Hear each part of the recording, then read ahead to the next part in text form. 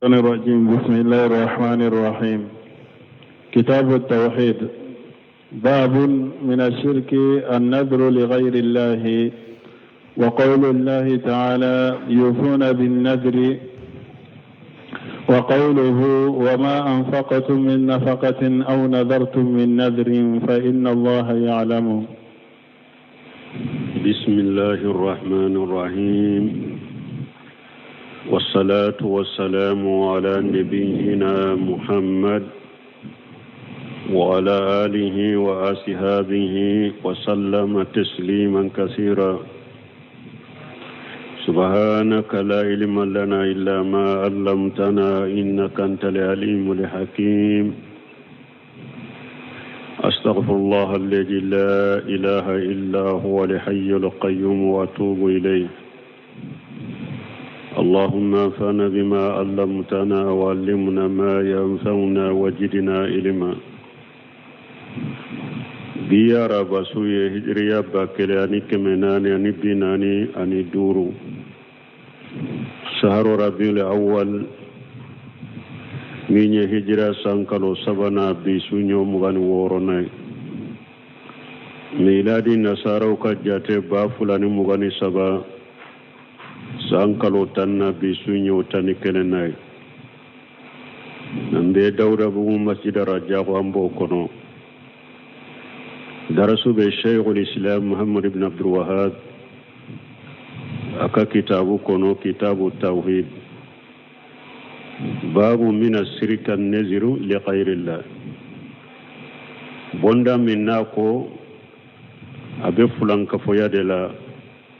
kaddafalenke ala tanay odo an kumana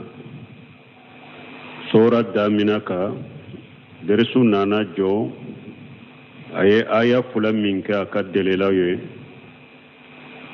o debi dersu beta aya fula de tafsir la. وغير ذكر المؤلف في هذا الباب آيتين. muallifu nimbonda kuna ye aya fula de fo ko ka dalila ye ko ni dafalen ke fe ngore min tala ye mushrikiya ke mushrikiya kumba ba fana min billa bo islamiya kono. al-ula qawluhu yufuna bin nazr. aya fula ye jumay ni ala ko qur'ana kono ka mogo ɲumanw tanu ko n'u y'u dafale min na k'u b'a dafa u b'a bɔ a sira fɛ. هذه الآية صيغة لمدح الأبرار. ni aya samana de ka mogo ɲumanw de k'u tanu tuma min ala ko inna li abrara yashrabuna min kas kana mijajuha kafura. ala ko ala ka mogo ɲumanw k'u bɛ mini kashi uye kashi mi fe min ba kono na nyagambile ni kafurai. suratul insani kono aya duruna. umaduhum bihaja yaqtadi an yakuna ibadata. ni ala yutanu dafale ka bo asrafi ni ala yutanaka obayiranna o dafale nye bato de dafale ni dafale fe na ka bo asrafi قبطوا له. لأن الإنسان لا يمده ولا يستحق الدخول للجنة إلا بفعل الشيء يكون إبادة. بس هذا مدين تتنفين دولا أني هذا مدين فين دو تك سبوية كلا شيء أرجانا منا كلي بلا دو أرجانا كنو فنو كربطوا له. ولو آخب المؤلف هذه الآيات بقوله تعالى وليوفوا نذورهم لكان أوضح. مؤلف شيخ مني سره بغي ابن مسلمين أكوت ممي مؤلف يعني آيات دو ni atunye aya do tugwala mimbe suratul hajj kono وليوفوا نذورهم na tunyo o aya de tugunni na delilala akode tunjelendo ole tunjelendo kateme alay aya min sama تمام الشيخ صالح فوزان فوجان فنا إعانة المستفيد أفنا يني آية دي فوق كفرانينك أكونا تنيني آية دي سما كفرانينك كود تنجيلن دو دليلالا لأن قوله وليوفوا نجورهم باسكو آية من فلا كونو وكو كدفالي ويو دفال منا وكا بواسرافة وكا دفا أمرون نيامر كانددو والأمر بوفائه يدل على أنه إبادة ويمكن سورة الحج لأن على يمغن نيامريا كي دفال منا يكا بواسرافة كدفا وبيو يدل إليك يرنا كوباتو ديرو لأن الإبادة ما أمر به شرعا باسكو باتو مونيه إنيامرني ميني سريالا إنيامرني ميني سريالا ودي توغي كوباتو ولا ني أتونيو يا سما كفرانينكا ودي تونجيلن دو دليلالا باسكو فانا نيامركان دي بالا أيا كدفالي مباسرا فاكو دفا ala ye ñamarali de ko yoro la ko dafalen ka dafa ni ala fana ye ñamarali ke ni fengo fenye sharia la ye bato de donc ka bato fana ke fengore min tala fulan ka foyado wala de la be jeya o yoro la ko ni dafale fengore la min ta ala ye mushrikiyake وجه الاستدلال المؤلف بالآية مؤلف من محمد بن الوهاب akad delila bo chogo ye jumaye ni aya la ni aya samali akad delila be bo ni aya la chogo di ko dafale nye fulanka foyay ala anna an-nadhr li ghayri allah min ash-shirk muallifu kad delila be bo ni aya la chogo di yufuna bin najr akad delila be bo ni aya la chogo di ko ni dafale fengmere minta alaye ye shirku ke anna allah ta'ala asna alayhim bi jalika akad della bochogo ayina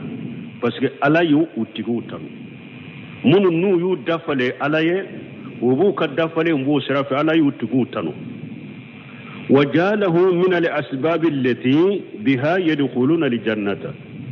wa ala yu kabara inke sababu yafana sababu min bu lado ar janna kuno wala yakunu sababa yadkhuluna bihi al jannata illa wa huwa ibadatu bo fendo fana tisika ke sababu ye nimbe edo ella do arjanna kono fo obeke batode fa yaqtadi an sarfahu li ghayri allahi shirku wala ubahira na kunna sabatira ka fo dafale ka dafa batode do parce que ala ya tanuliku tuguka ala ya ke sababu ko abu tugu arjanna kono o ya iranna ko batode do wala ni bato fana niya ke fen sabatira ko ni nye batode niya ke ala tana ye musrikiya ke wala ni nye della fulo ka iranna mugo ni bi dafale fen wore de la minta la ye musrikiya shirkul akbar mukhraj min al milla awa mugo mancha o mugo fana yede jiya kono sisa de dobu dafale sheikhula dobu dafale sungula kaburu kono dobu dafale irula dobu dafale kulula dobu dafale kulungo dola dobu dafale sheikhula ni sheikhu masina na nema densoro muso do ma densoro ni sheikhu masina ma densoro ni ne densoro ewa mba to daila aba dafale sheikhuna ka dafale inke komi bato kata sheikhu ma konni ale ye demi soro aba atogo da sheikhuna ni dafale ye shirkure ube kaburu tigi mogo bu trompe ka fo nin kaburu tigi hera bala barika bala ni dafala ni fengo fenye ko obe nyanabo aba dafala ni kaburu tigi awa ne muso de furu gere yarima ube ne muso de bana dobena ube ne muso de mafuru awa kaburu tigi fulana nyin dafala ila nin furula ni nye demi soromba togo jola ube nin furula donc ni ewa na la ya ken furula mbe kantigale ke ka kaburula ni nye sirku de nunu nye fulan ka fuya kumba bawde nube mo la bo islamia kono fe mancha nunu fana la silama dugula ani silama jamana wala jiyan kono nin kacca silama dugula kacca silama jamana wala nubu dafale ni fe ngore minta alaye sirkuro fulan ka fuya do ni nye aya fuloy aya fulana ka delela la وقوله وما أنفقتم من نفقة أو نجرتم من نجر فإن الله يعلمه. الآية الثانية قوله ما أنفقتم ما سرتية أنفقتم فيل سرتي وجوابه فإن الله يعلمه. قوله من نفقة بيان لما في قوله وما أنفقتم، ونفقة بذل المال وقد يكون في الخير وقد يكون في غيره. نعيا لنين منيلك وما أنفقتم من نفقة الله كما نفقة سين أو تين نفقة ستين نفقة نفقة لي مني كان نفلو دوفين دولا أبسك يبي كسك كان نفلو نفقة هيرالا أبسك مغدوبا كان نفلو نفقة هيرا تنالا نفقة لي كوني دي كي كان نفلو بوكا دوفين دولا إما أنا كهيرا إما أنا كهيرا تناي وبا فودي ما نفقة لي على قوتين نفقة ستين نفقة أو نجرتم من نجري وب أتدافل سدافا أتدافل وأدافل نفويه فإن الله يعلم ما أنا أبن نفقة بو على بعضه أبن دافل كي على بعضه. نجرتم ما توف على قوله وما أنفقتم قوله فإن الله يعلمه تعليق الشيء بعلم الله دليل على أنه محل جزاء بو دليل بو تشوي جماني آية فنالا ni Muhammad ibn Habu yenni aya sama delila be bonni aya la tshogodi konni dafale fe ngorla minta alaye ye mushriki parce que ayira la aya en kono ibe nafaqati ala bado ibe dafale ke ala bado ni ala ye dafale indo mumba ko fe ki sara bo ala be mugo sara bara la oye bato de ala be mugo sara bara la oye bato de donc na sabatira ko bato do ni yake fe ngore min tala ye mushriki yake de la bo chogo ninde ija la na'lamu fa'idatan li hadha al-ikhbar bil ilmi illa li tarattub li jazai alayhi parce que anti faida do nin doni min fule ka fe ko iben nafati ube dafale kala bado ante faida wore don nin doni min foranye kan kibariya ko ala bado ante nafa wore dala ante faida wore dala ni saralite ala bisra wa tarattubu li jazai alayhi yadullu ala annahu min al ibadati allati yujaja li insanu alayha aw ni sara sabatira fe min fanala ya'lamuhu min fulinni fa inna allaha ya'lamuhu nafasita la faida wore sita wala kala dunia kan kibariya ko ala bado a faida ye munye ni ala yado saraba nufe bon abayiranna ala annahu min al ibadati allati yujaja li insanu alaiha donc nimbayiranna ko dafalenye bato min ni ala be hadama den sarala na ko ala bado ni ala ya do mumba no fe abi sara bon na sabatira ko ibe sara hada madembe sara fe ngo fenkele la oyebato de wa hada wajhu al istidlal al muallif min hajil ayati awa min ya muallif Muhammad ibn Wahhab akade la bo choko fulen ni aya fanala na donna ko ibe dafale kala bado na yanki ala yanki bariya ko ibe dafale minke ko ale ala bado kibariyali ko ale ala bado anafay juma fayda munye ninne ala yado mbawsara na sabatira ko al kodo be iya niyake ala bisara saralim fana be munyirana bato de do donc na sabatira mbolo sisa ko bato de do donc niyo o ke fengore min talaydu siriku de la bocho fuleni aya fanala wala shewu yenni aya fulade ka kadele lay konni hada made ni ye dafalen ke fen wore minta alaye iye mushrikiya kumbaba ila bolendo silamiya kono parce que dafalen ye batode ni dafalen sabatira ko batode do dole ke babbe hana bolo fen wo fen sabatira de ko batode do ko ke fen wore minta alaye wore to ko mushrikiya وفي الصحيح أن عائشة رضي الله عنها أن رسول الله صلى الله عليه وسلم قال: من نذر أن يطع الله فليطعه، ومن نذر أن يعصي الله فلا يعصيه. وفي صحيح أنا بغاري كنو حديث سالنا وفي صحيح إما صحيح البخاري وما صحيح مسلم وبفلابه ما أنا حديث سالم كنو أن عائشة رضي الله عنها شيخ سال فوزاني ni Aisha to ka hadisa min fulen nya be kuma do ke awseta ka ire ka folo ako Aisha tu ummul mu'minin siddiqatu bintu siddiq amba Aisha tu mu'minu bade do cinya tigi muso de do afade cinya tigi Abubakar Siddiq aye Aisha tu de cide maka Aisha tu ka sito sangoro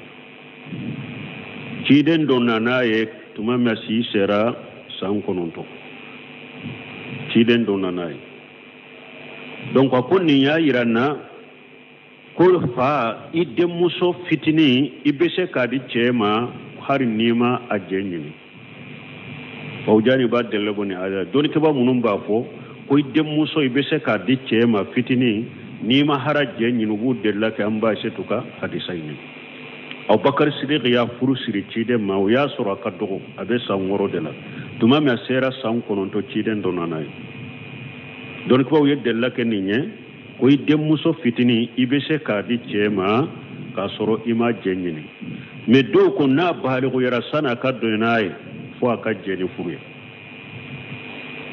ibn Simr rahimahullah tuma malika kitabu wera wala ko ide muso kana di chema nima jenyini akoni mogo doya amba shetu ka hadisa fwanye do ko bakariya afuru shirika di cide makasura ma jenyine akoni mogo minyene hadisa fo amba fo tigiye nanani dem faye mimbe kome Abubakar ikana ni dem muso mimbe kome Aishatu ikana ni furuke mimbe kome cide wala amba fuye adi hari nima ajenyine ni furuke min to chokolado dem fa min to chokolado oda to tuman Sheikh Sal Fawzanu yafo ko abese ka daga ki demuso ika a furu siria fitini har ni ma jenyini ne akoy ka korosa ka soro demuso masalaha be minna de me ka fo karase na fulo tigiye doro furu mbale kan na furu soro chogo min bin demuso indama ube abe furu na fulo ba min dima demuso inna ka demuso indama ni oye ka soro demuso masalaha tala ko te beyede oda to bunu seminu ko nana ni dem faye comme Abubakar nana ni muso ye comme Aishatu nana ni tieye furuke comme cide wala korosili balade donc sabatira sheba uyake uyudde muso fitinu uyu diche umaka soro umu jenyini me akasoro dem masalaha be minna ani fana na balu yara akajeni furuje wala ibadi sino ni sabatira sheba bolo Ali ibn Abi Talib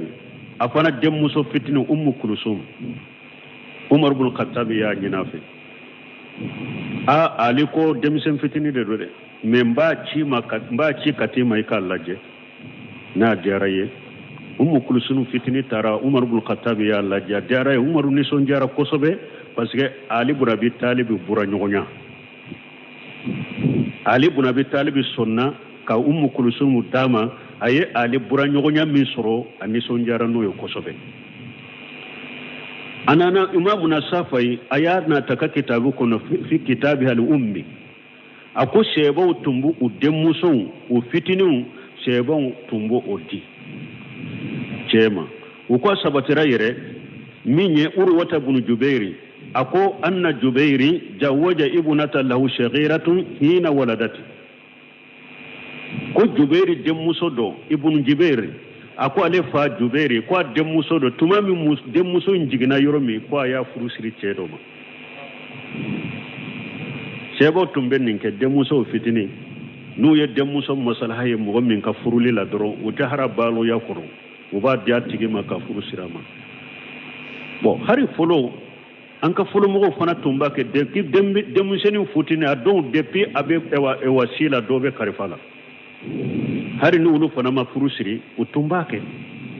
dobe kalifala de pa fitini donc de la benni hadisa lamba isetu fitini de tira ako fana anika ira fana ka fum musommi ika furu chema chemi ni akakoroye ako de labo fana la ko minye adama dembe nyema chidembe nyema ayake ako amba isetu si tunye san kono to chiden donanai chiden simbe sambi durni ko doko sambi durni fula doko saba doko duru do tumbe ka sambi duru konika chiden bamba isetu furu wakati mi ako ola ko o fana bashi tala silamiya sariala ako me minye gafetigu ye journaliste ni kibari de law ni erejo soso tigun ko dia dunke ubo la gosi mogo koroba ka idde muso fitini dama ko dia dunke uba la gosi ko do bu la gosi muhadara wala do bu la gosi mimbaru yereka ako ka soro mogo ya ke min kausa hada madembe ci dembe nyema sallallahu alaihi wasallam ayake awa salafu tumba ke fana ampule ka ko salafu tumbu de muso fitinu di awa mogoma anko kulsum abubakar minya ali ibn abi talib adem muso kulsum ya du umaruma kato amiriyala o ya soro umaru ya amirul mu'minin abe khalifa ya ina wala minya saw sal fawzan fawjabe ni faida nunumbo o yorola andella kafo e kam muso fana furu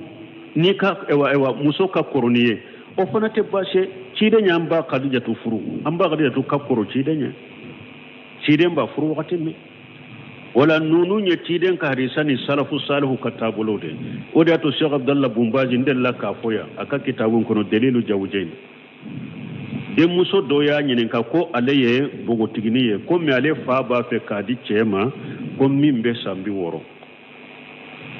Sheikh Abdullah Bumbaji ko ifa ko mi iswa made kana bare janko ni chenye doni ke baga ni dina tigido kana bama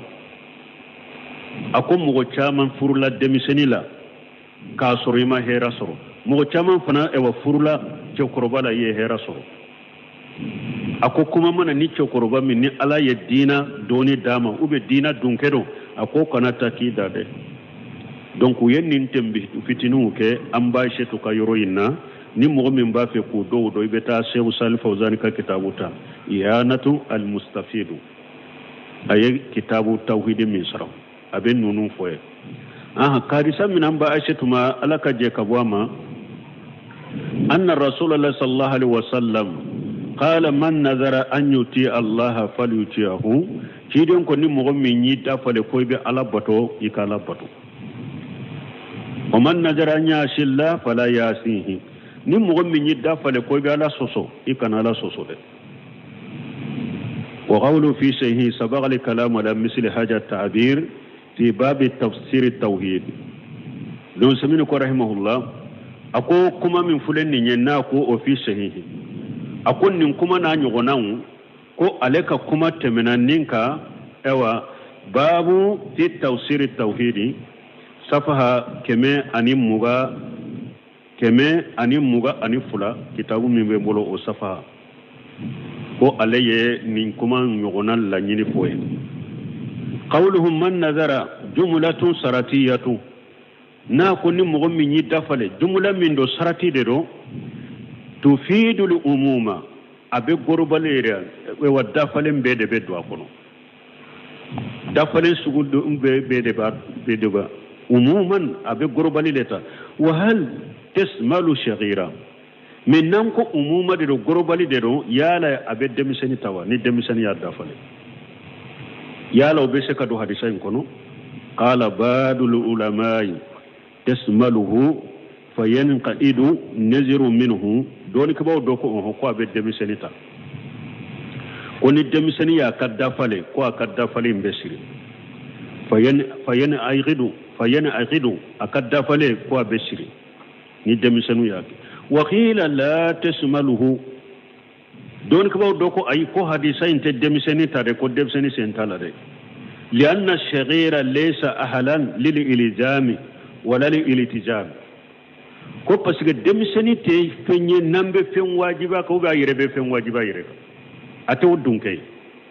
demiseni ta dunke an ka fendo wajiba ka sariala demiseni ta dunke fana ko ayere na yere fe min wajiba yere ka sariala ko be wajiba ka lili rijami woyede an ka bilaka wali iltijami ayere ka fendo bilire ka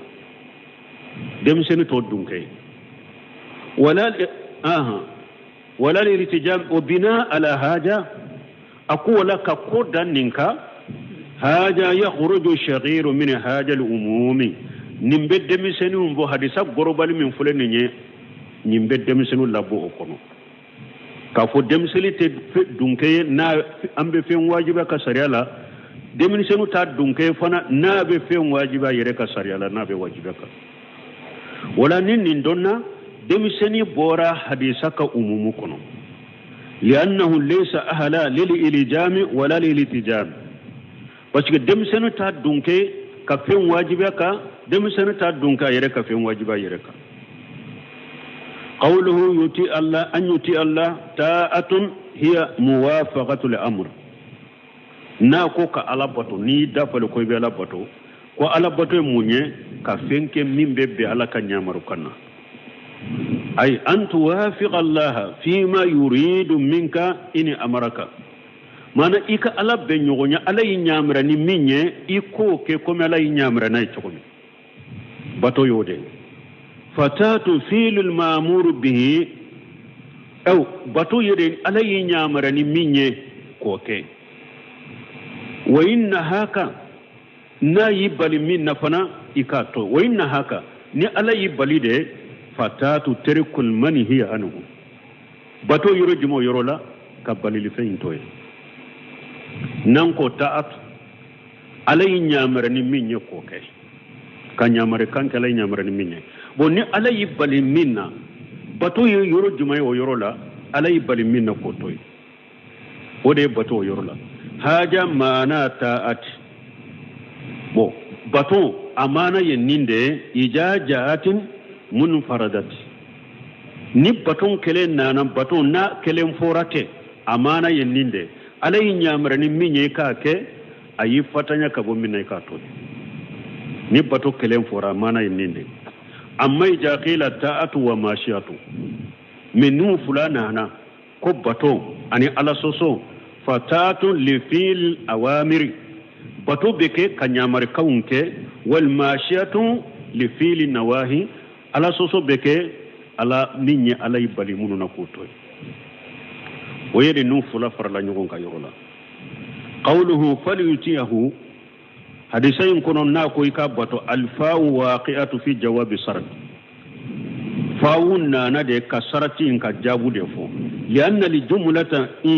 إنشائية طلبية بس الجملة من فلنية ككما تقرأي دي أني كفندو نينيفه واللام لام الأمر لام من بال فل يتيه اللام لأمر دينو إنيا مريالا دي وجاهر الحديث حديثات جاهر يسمل ما جاء إذا كانت تات المنجورة جنسها واجب حديثات جاهر بمنيرا دافلين باتا هرنا يسر بطمي ni ayre ewa iye dafalin minke ni dafalin yire kalite ya wajibi de kuma imbata hadisain jahiru bota ka salati wal hajji wa ghayrihima aw khayrun wajibi ka talim al ilmi wa ghayrihi hadisain jahiru bata na ko ni dafale ko bi ala bato ka ala bato hadisain jahiru bata bato min yire kalite ya wajibi de hadisain jahiru bota ni dafale noye abu asrafi misali la bato juman kalite wajibi salli hijun donc nonu ye wajibu de hadisai mbata ni dafale de koybe salli de salli mbika ni dafale de koybe hiju de hijun mbika wawa salli ani hijun ulutana munya komi jakawna nyugono mana komi nyere ye wajibi islamiya sariyala hadisai jahiru bata ni dafale alama koyba ke akai aw min te wajibi yere hadisai mba fanata hadisai jahiru ba fanata misali la كتعليم العلم وغيره كمغو لكلا يادو مغو لكلا تواجب يفرد كفاية مغو لكلا تواجب donc har ni hada maden min yi dafale alala ni ala yen nin kenne mbe mugol la kala ke wajib rek ka dafa ko hadisan jahir bu fula beta wa qala ba'du ahli al-ilm akum medoni ke bawo doko la yajibu li wafa bin najri illa idha kana jinsa ta'at wajiban ko do ko dafale ka bo asirafe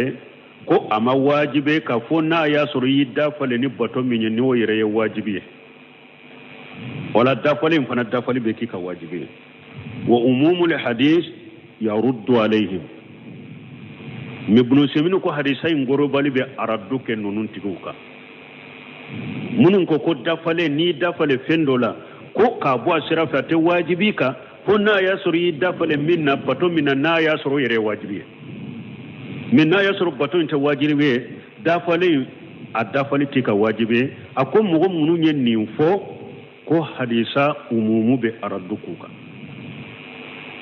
parce que hadisa ma dafale mo dafale ma wajibi bal yafo wa jahirul hadis aida ako hadisa jahiru tuguni yasmalu man nazara ta'atan najran mutlaqa laysa lahu sababu hadisa bata tuguni ni mo min ye dafale ke alabato dafale ke me alabato min ye bato bilale yete ليس له سبب نهر سبب تعالى مثال لا لله علي أن أصوم 3 أيام نمو من كو دافلن بي على ينكا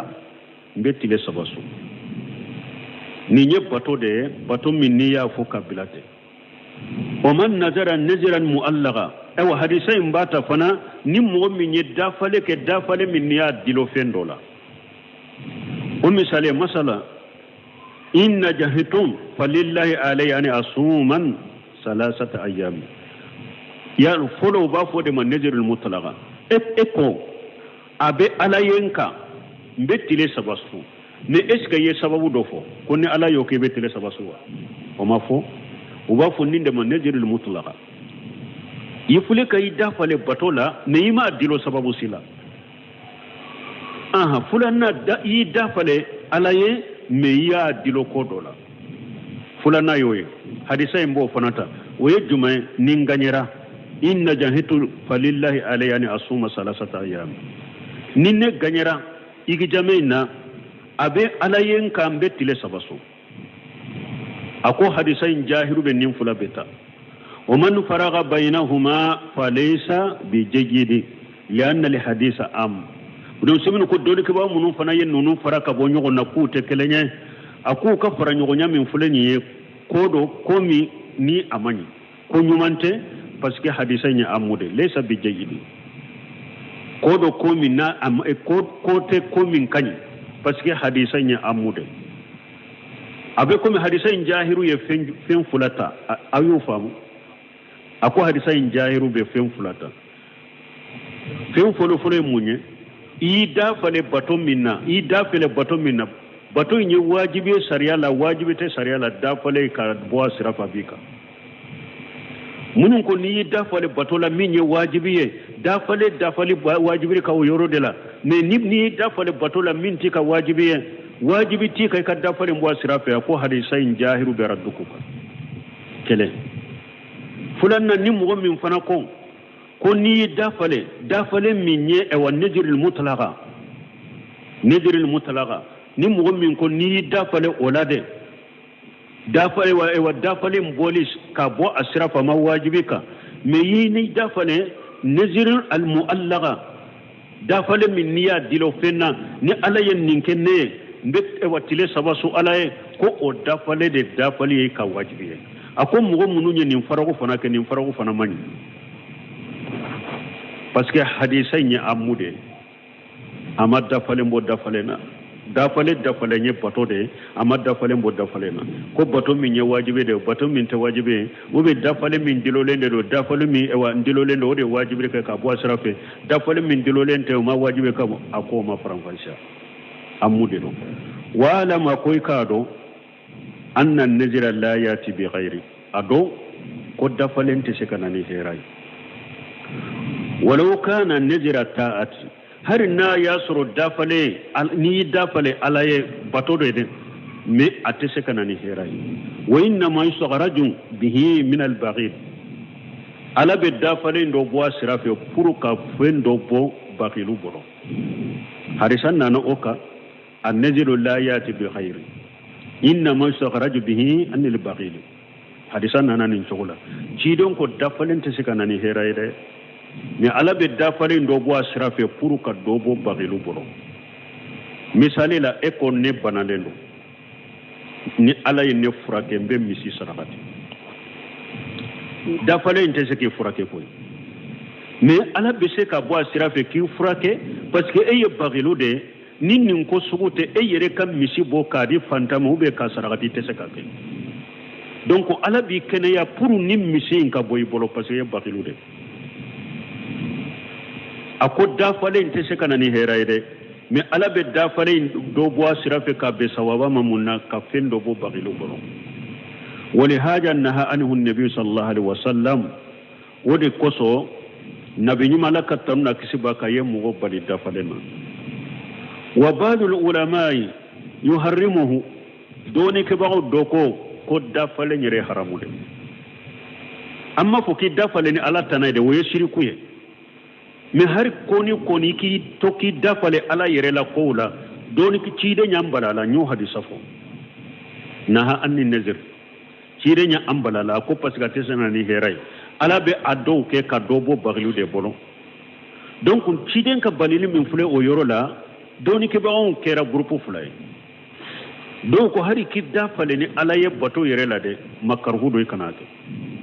parce que cide ka balili baka do ko haramu yere do دون كبار دوكو دافلين حرامو يري وإليه يميل شيخ الإسلام ابن تيمية للنهي عنه أو يورو إيوا كافو دافلين حرامو هاركي دافلين على حرامو دو شيخ الإسلام ابن تيمية علم ميلا كتاودم منا أن يتشير أي إيوا بنو سمين يكوريا كتا تشيرين حديثا منفو للنهي عنه تشيرين يبالي منك دافلين تيدن يبالي لك دافلين او حديثنا ولانك ان فنا افله تلجم نفسك بامر انت في عافيه منه مغمن بي دافله افله كفندو وبلا يرeka femminni ala yike lafiya kaboma ala yi lafiya ko dola e yirebe o koyin wajiba ika wa kam min insan mugo kacha najaran wa akhiran nadima mugo kacha na ya dafale ko laba ni misra wa rubbama lam yafal akacha ira adu ya dafale minya ni misra la ko laba ma kayre aya dafale minna ma kayre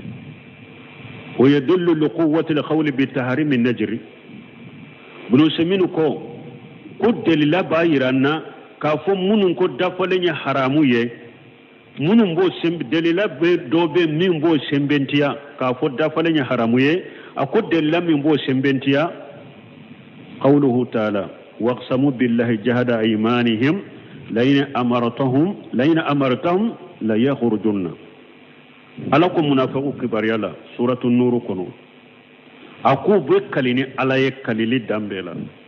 konni alay wulu nyamariya ku kabbo kata jado da ku lu be kata jado fa haja iltijamu muakkadun bil khasmi munafiqun fule kan nin koyin bila wuyere ka kasage ka gela ni kalili wallahi ni alako an kabbo kata jado lambe bokata uye jahadu boli uya bila wuyereka ka wajibe wuyereka konni alako nulu ulu ka bokata jalu kulu be bokata kasagi ka gelani kalili fana ka kala ka fana fa yusbihu najra aw bunu seminu konni ani dafale inde kelenya dafale ni ninde bolelo dafale ni nyetoko kelende qala allah ta'ala tumami munafiqu yenni fo ala kuma masamin kortaleno qul la tuqsimu ta'atu ma'rufatun ako cide ma fo munafiqin nonu yow kana kale koy bo bato yere dro bato min done nda dro iko ke bato yo ode ay alaikum taatu ma'rufatu biduni yamini abauka bato min done do ayo ke doro hari na makali akana kali bato min done do ayu aw ko ke doro hari na makali wal insanu hadamade alladhi la yafalu ta'ata illa bin najr hadamade ni ete ala bato de foni da falede aw halfi ubi aw halfa la nafsihi ubi ete saka ala bato foni kala ire kade ya anni anna ta'ata shaghilatu alayhi ako hadamade min benin chogola nimba iranna de ko bato ka gele e kawre ko bato yedde nu ye e kade parce que ete saka bato ke foni da fale ete saka bato ke foni kali donc bato man ngoyma bato ka giri e kade wode ya to ete saka ke foni yere yallahi do bili yere ka wala kun nimba ira ko munun ko da fale nya haramu ye nimba uka kuma shembenti aka giriya ani kuma min na suratu tauba kuno do ka della ko minhum man ahada allah laina atana min fadlihi lanasaddaqanna kata ayalla alay munafiqu do jogo fo ala ko do be munafiqu la ku billahi do ta alay ko ni alaya ka fasamanta dinema mbeke mo nyumay be sarakati bo ayalla ba falamma tahu min fadl baqilu bi tuma me alaya ka fasamanta doma o baqilu yara alay munafiq ya budu sukun kon donc ko aya kono ko min be sababu ko min be ke sababu ye kam munafiq ya bili dusukun kono ko o ye ko haram ya lende munu nyedda falay haramu ya uluka delaw fulay ومما يدل على قوة القول بالتحريم أيضا خصوصا أو بنو سمنو كتونا كود دليل من بايران نفنا كافو منون كوي كاد منون كو كما منون كو كي كي دفل حرامودو دليل من بو سيمبانتيا تغني خصوصا كركري بروكا نزرا المؤلغة دفل من نيا دلوكو دولا أن النازرا كأنه خير واثق بالله عز وجل parce que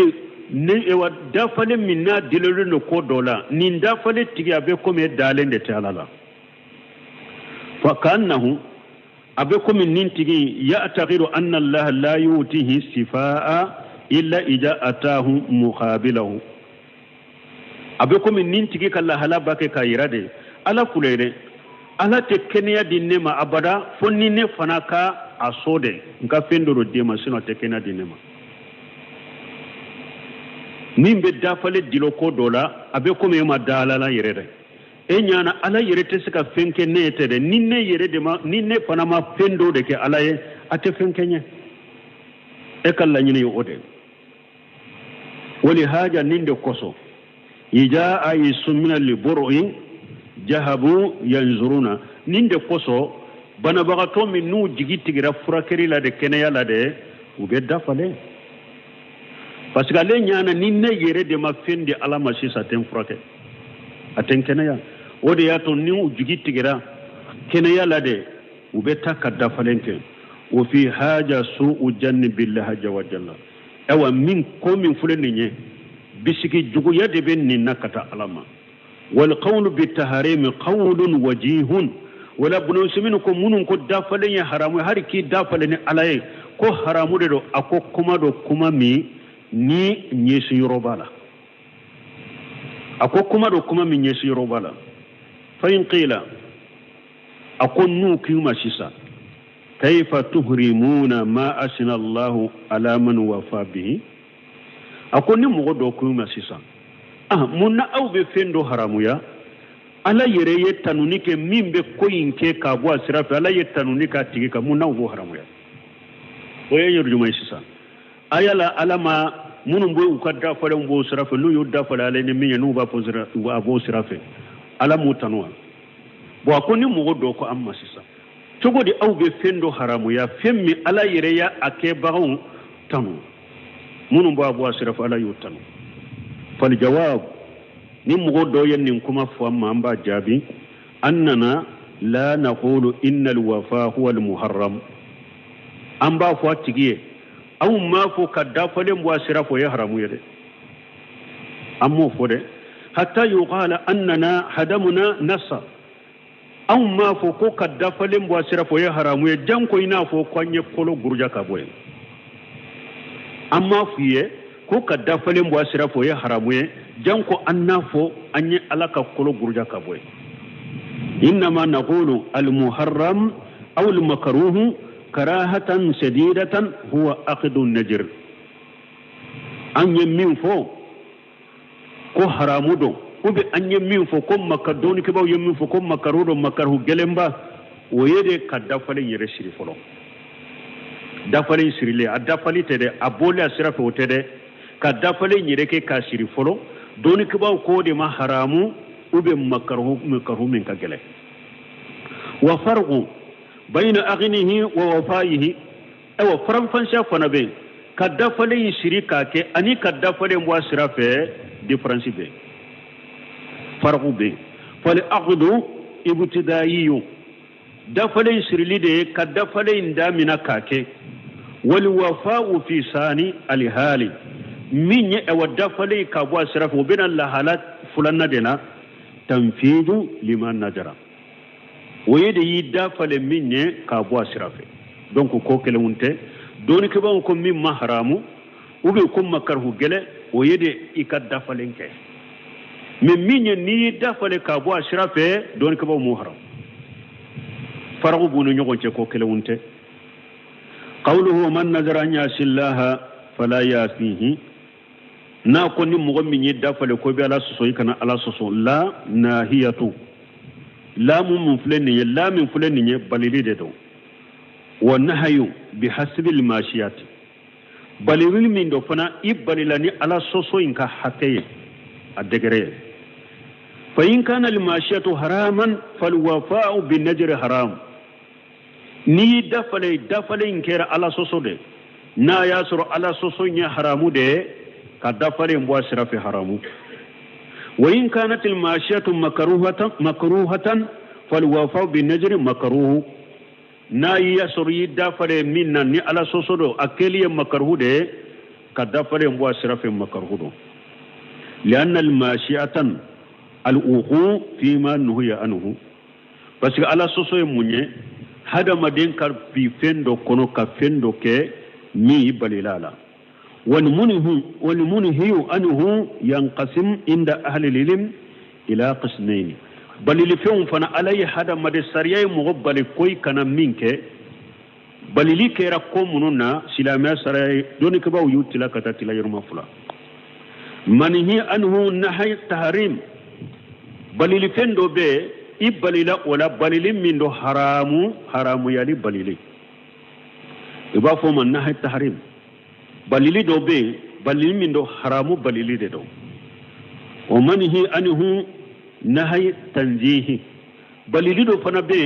doni ke bam bolo ba fo nahay tanjihi mana ba fo min mam makaruhu niya ke junubutila min niya to akanya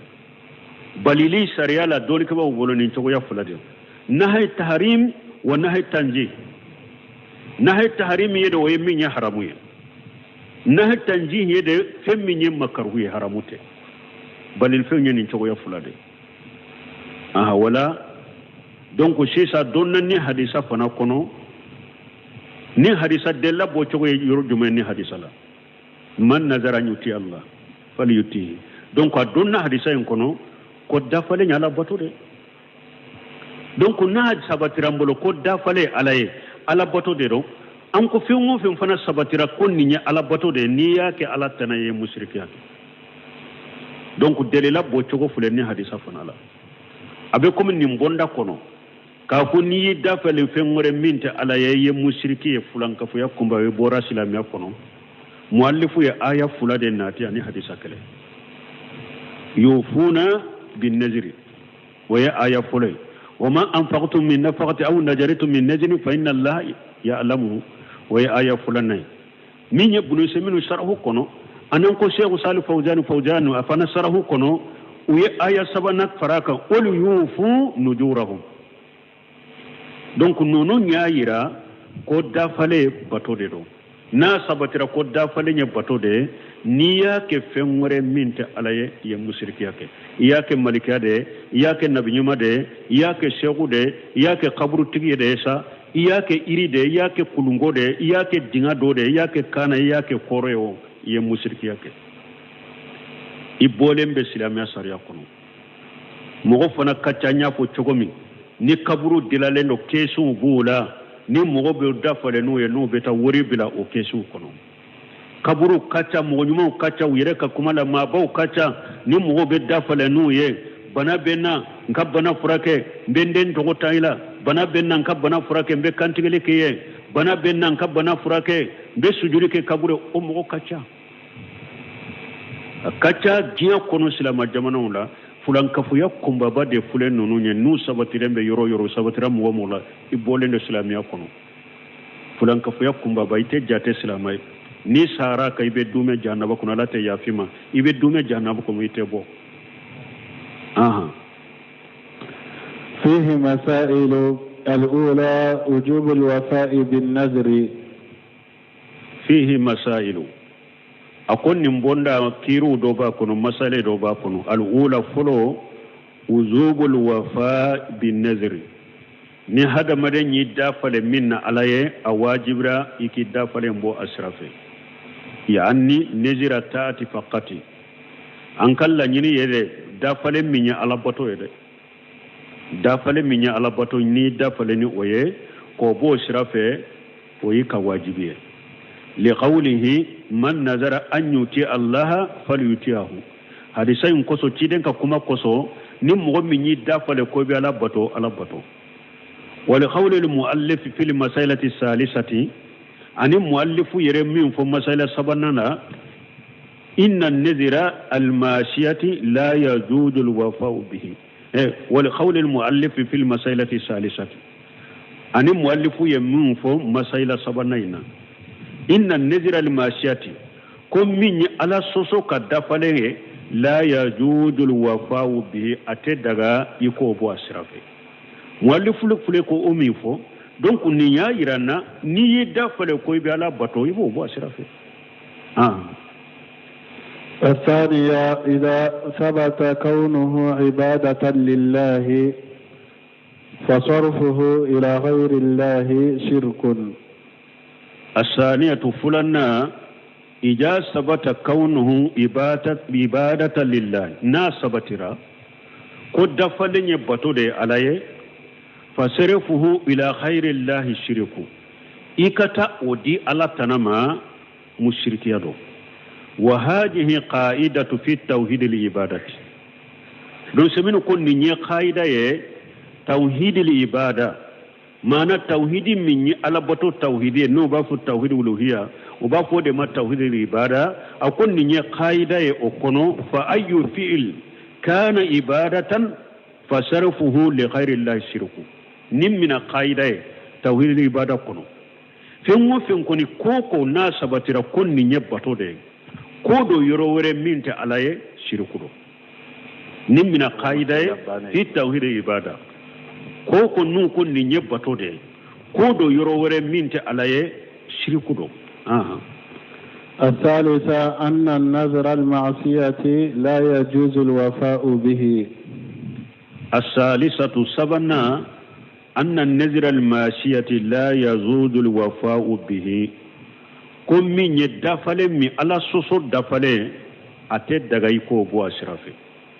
ني دفل ني على سوسو دي أتد دغيكو بو أسرافي لقوله صلى الله عليه وسلم كيدن كما كسولا كتنونا كسبك من نذر أن يعصي الله فلا يعصيه ni mo min ni dafale ko be ala soso kana la soso der sisto men ñoo misal ya fu ni mo ñim ni dafale mbe karasa fa o be ye dafale mbe dolomi o be e dafale ko be jene ya de ke la kana mo fa inke de kana dolomi de ala soso yi itoke parce que ala soso ro ciden ko ni i dafale ko be ala soso kana la o kera ala soso nunu nya misale do dro jene yawo dolomi de ro mo fa do ni ko ni dafale ko be ala soso do de ke ala soso kana ke de o dafale kana bo asira ante menaka kafara bi ka wawbe kafara tika don ko kuma fulana do ko ala soso dafale te siri na ma siri kafara tika don ko ala soso dafale be siri de parce que ciden ko man najara an yashillah asiri law ba masri fala yashi doko abesiri de ite ala soso me kafara fanate ibe kafara bo kuma fulado doko dafali masiri kafara tila doko dafali sirila ite dafali de bo sirafe me kafara bila ibe kalili kafara bo ante manana kofe bunu seminu yode kenaya kalili kafara be bo dafali minni ala soso ite ala soso inkere me ibe kalili kafara bo سبحانك اللهم ربنا وبحمدك أشهد أن لا إله إلا أنت أستغفرك وأتوب إليك. بسم الله الرحمن الرحيم. كتاب التوحيد. باب من الشرك النذر لغير الله، وقول الله تعالى يوفون بالنذر، وقوله وما أنفقتم من نفقة أو نذرتم من نذر فإن الله يعلمه. بسم الله الرحمن الرحيم، والصلاة والسلام على نبينا محمد وعلى آله وأصحابه وسلم تسليما كثيرا. سبحانك لا علم لنا إلا ما علمتنا إنك أنت العليم الحكيم. أستغفر الله الذي لا إله إلا هو الحي القيوم وأتوب إليه. اللهم انفعنا بما علمتنا وعلمنا ما ينفعنا وزدنا علما. بيا رب سوي هجريا باكلاني كمناني أني بناني أني دورو شهر ربيع الأول minye hijira sankalo sabana bisunyo mugani woronai miladi nasara ka jate ba fulani mugani saba sankalo tanna bisunyo tani kenenai nambe dawda bu masjid raja ko ambo kono darasu be shaykhul islam muhammad ibn abdul wahhab aka kitabu kono kitabu tawhid. باب من الشرك النذر لغير الله. bonda minnako abe fulan kafoya de la kadda falenke ala tanay odo an kumana sura daminaka dersu nana jo aye aya fulan minka akadelela ye o debi درسو بتوايا فلاد التفسير لا. وغير ذكر المؤلف في هذا الباب آيتين. مؤلف نمبوندا كنا آية فلاد فو وكاد دليلاي كوني دافلين كيف مرمين تعالى يمشركياك مشركيا كمبابا فنا من بالله بوسلامي كنو. الأولى قوله يوفون بالنذر. آية فلو يجمع ni ala ko qur'ana kono kam mo nyuma untanu kunu yu dafale minna ko ba dafa ko ba bo asirafi. هذه الآية شيغة لمدح الأبرار ni aya samana de kam mo nyuma unde kutanu tumami ala ko innal abrara yashrabuna min kas kana mijajuha kafura. ala ko ala kam onyuma wo kube mini kashi uye kashi mi fe mimba kono na nyagambile ni kafura. suratul insani kono aya duruna ومدعوهم بهاجة يقتضي أن يكون عبادة. ni ala yutanu dafale ka bo asrafi ni ala yutana ka obayiranna o dafale nye bato de dafale ni dafale fenna ka bo asrafi ko bato de do. لأن الإنسان لا يمده ولا يستحق الدخول للجنة إلا بفعل الشيء يكون عبادة. بس هذا ما دنت تنفين دولا ani hada made fendo teke sababuye kila se arjanna manna keli bi ladu arjanna kono fonno ke rabbatode. ولو آخب المؤلف هذه الآيات بقوله تعالى وليوفوا نذورهم لكان أوضح. مؤلف الشيخ مني شرح بغي ابن عثيمين أكوت من مؤلف يعني آيات دو ni atunye aya do tugwala mimbe suratul hajj kono wali yufu nujurahum na tunye o aya de tugunni na delilala akode tunjelendo wale tunjelendo kateme alay aya min sama tumami Sheikh Salih Fawzani Fawjani fana i'anatul mustafidu afana yinni aya de fo kafaraninka akuna tunyen ni aya de sama kafaraninka kode tunjelen do delilala lianna qawluhu wal yufu nujurahum